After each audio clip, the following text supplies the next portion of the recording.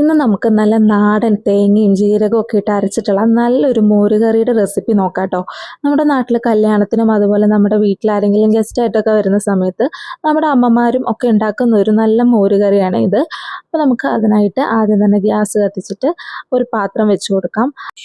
നമുക്ക് ഈ മോരുകറിക്ക് കുറച്ച് സാധനങ്ങളുടെ മാത്രമേ ആവശ്യമുള്ളൂ കേട്ടോ. ഒരു അരമുറി സബോള നൈസായിട്ട് കട്ട് ചെയ്തെടുക്കണം. പിന്നെ ഒരു 4 പച്ചമുളക്, കുറച്ച് ഇഞ്ചി, കറിവേപ്പില, 2 വെളുത്തുള്ളി, ഇത്രയൊക്കെ മതി കേട്ടോ. നമുക്കതേ നമ്മുടെ പാത്രത്തിലേക്ക് വെളിച്ചെണ്ണ ഒഴിച്ചു കൊടുക്കാം കേട്ടോ. ഇത് വെളിച്ചെണ്ണ അല്ല കേട്ടോ ഞാൻ ഒഴിക്കുന്നത്, സൺഫ്ലവർ ഓയിലാണ്. എൻ്റെ വെളിച്ചെണ്ണ കഴിഞ്ഞു ഗൈസ്. അപ്പം ഞാൻ തൽക്കാലത്തേക്ക് സൺഫ്ലവർ ഓയിൽ ഒഴിച്ചിട്ടുണ്ട് കേട്ടോ. നിങ്ങൾ വെക്കുന്ന സമയത്ത് വെളിച്ചെണ്ണ തന്നെ ഒഴിക്കുകയാണെങ്കിൽ അത്ര നല്ലത് കേട്ടോ. പിന്നെ അതേ നമുക്ക് ഉലുവ ഇട്ട് കൊടുക്കാം കേട്ടോ. ഉലുവ ഇട്ടിട്ട് അതൊന്ന് പൊട്ടി വരട്ടെ.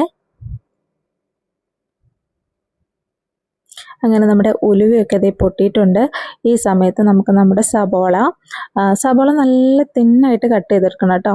സബോളയും പച്ചമുളകും ഇഞ്ചിയും കറിവേപ്പിലയും കൂടിയിട്ട് ഇട്ടിട്ട് നന്നായിട്ടൊന്ന് മൂപ്പിച്ചെടുക്കണം. നമ്മൾ സാധാരണ ഒന്ന് വഴറ്റിയെടുക്കുന്ന പോലെ അല്ല കേട്ടോ. നല്ല ബ്രൗൺ ആവുന്ന രീതിയിൽ, ബ്രൗൺ എന്ന് പറഞ്ഞാൽ ഒത്തിരി ഡാർക്ക് ബ്രൗൺ അല്ല, ലൈറ്റായിട്ട് ബ്രൗൺ ആയി വരുമ്പോഴത്തേക്കിന് നമുക്ക് പൊടികൾ ചേർത്ത് കൊടുക്കാം. അപ്പം ആ ഒരു പരുവം വരെ നമുക്ക് നന്നായിട്ട് ഇളക്കി മിക്സ് ചെയ്ത് കൊടുക്കാം. ഈ സമയത്ത് തന്നെ കുറച്ച് ഉപ്പിട്ട് കൊടുത്തിട്ടുണ്ട് കേട്ടോ. ഇത് പെട്ടെന്നൊന്ന് വഴണ്ട് കിട്ടാൻ വേണ്ടിയിട്ടാണ് ഒരു തുണ്ട് ഉപ്പിട്ട് കൊടുത്തിട്ടുണ്ട്. പിന്നെ അതേ നമുക്ക് ജീരകം, മഞ്ഞൾപ്പൊടി, ഒരു പിടി തേങ്ങ, ഒരു പിടി എന്ന് പറഞ്ഞാൽ കുറച്ച് മതിയേ. പിന്നെ ഒരു ചെറിയുള്ളി ഉണ്ടെങ്കിൽ ചെറിയുള്ളി ഇടാം, 2 വെളുത്തുള്ളി. ഇത്രയും നല്ല മഷി പോലെ അരച്ചെടുക്കണം കേട്ടോ. അപ്പോൾ തന്നെ നമ്മുടെ സബോളയും ഇഞ്ചിയും പച്ചമുളകും കറിവേപ്പിലയൊക്കെ നല്ല ക്രിസ്പി ആയിട്ട് ഇതേ വന്നിട്ടുണ്ട് കേട്ടോ. ഈ ഒരു പരുവം മതി, ഒത്തിരി ഡാർക്ക് ആക്കണ്ട കേട്ടോ. അപ്പോൾ നമുക്ക് ഈ പരുവാകുമ്പോഴത്തേക്കിനും കുറച്ച് മഞ്ഞൾപ്പൊടി, ഒരു 1/4 സ്പൂൺ മഞ്ഞൾപ്പൊടി. നമ്മൾ തേങ്ങ അരച്ചപ്പോൾ അതിൽ മഞ്ഞൾപ്പൊടി ഇട്ടിട്ടുണ്ട്, അതുകൊണ്ട് ഇപ്പം ഒത്തിരി അങ്ങോട്ട് ഇടണ്ട, ഒരു 1/4 സ്പൂൺ ഇട്ടിട്ടുണ്ട് കേട്ടോ. പിന്നെ നമുക്കതൊന്ന് മിക്സ് ചെയ്ത് കൊടുത്തിട്ട് അതിലേക്ക് മുളക് പൊടി ചേർത്ത് കൊടുക്കാം കേട്ടോ. മുളക് പൊടി ഒരു 1/2 സ്പൂണാണ് ഇട്ടിട്ടുള്ളൂ. മോരുകറിക്ക് ഒത്തിരി എരിവിൻ്റെ ആവശ്യമില്ല. പിന്നെ നമ്മൾ അതിനൊരു കളറ് കിട്ടാൻ വേണ്ടിയിട്ടാണ് കുറച്ച് മുളക് പൊടി ചേർത്ത് കൊടുത്തിട്ടുള്ളത് കേട്ടോ. ഇനി ഇതിൻ്റെ പച്ചമണം മാറുന്നത് വരെ ഒന്ന് ഇളക്കി കൊടുത്തിട്ട് നമുക്കിതിലേക്ക് നമ്മുടെ തേങ്ങ അരച്ച് വെച്ചിട്ടുള്ള ആ ഒരു അരപ്പ് ഒഴിച്ചു കൊടുക്കാം.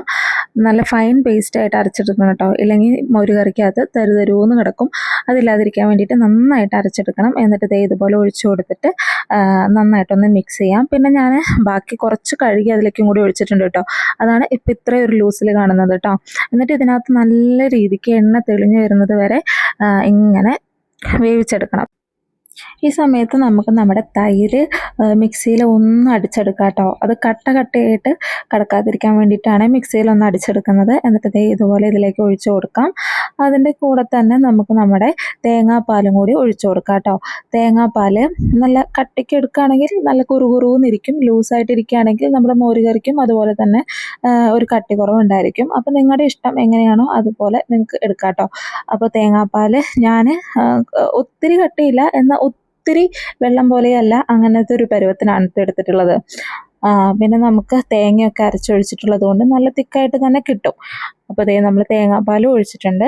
ഇനി വേറെ ഒരു പരിപാടിയില്ല, ഇതൊന്ന് മിക്സ് ചെയ്തിട്ട് ഒന്ന് തിള വരണം, അത്രയേ ഉള്ളൂ. പിന്നെ നമുക്ക് ഇതിന് ഈ സമയത്ത് ഉപ്പ് വേണോ, കുറവുണ്ടോ, കൂടുതലുണ്ടോ എന്നൊക്കെ ഒന്ന് ചെക്ക് ചെയ്ത് നോക്കാം കേട്ടോ. അപ്പം ഞാൻ ആദ്യം കുറച്ചല്ലേ ഇട്ടിട്ടുണ്ടായിരുന്നുള്ളൂ, അപ്പോൾ എനിക്ക് ഉപ്പ് ആവശ്യമുണ്ടായിരുന്നു, അതുകൊണ്ട് ഇതേ കുറച്ചും കൂടി ഉപ്പിട്ടിട്ടുണ്ട്. പിന്നെ തിള വരുന്നുണ്ട്, ഒത്തിരി വെട്ടി തിളപ്പിക്കരുത്. അങ്ങനെ തിളച്ച് കഴിഞ്ഞാൽ നമ്മുടെ മോരുകറി പിരിഞ്ഞു പോകും കേട്ടോ. അപ്പോൾ നമ്മുടെ മമ്മി പറഞ്ഞു തന്നിട്ടുള്ളൊരു ടെക്നിക്കാണ് ഇതുപോലെ ഈ സമയത്ത് കുറച്ച് കായത്തിൻ്റെ പൊടിയും കൂടി ഇട്ട് കൊടുക്കുന്നുണ്ട് കേട്ടോ.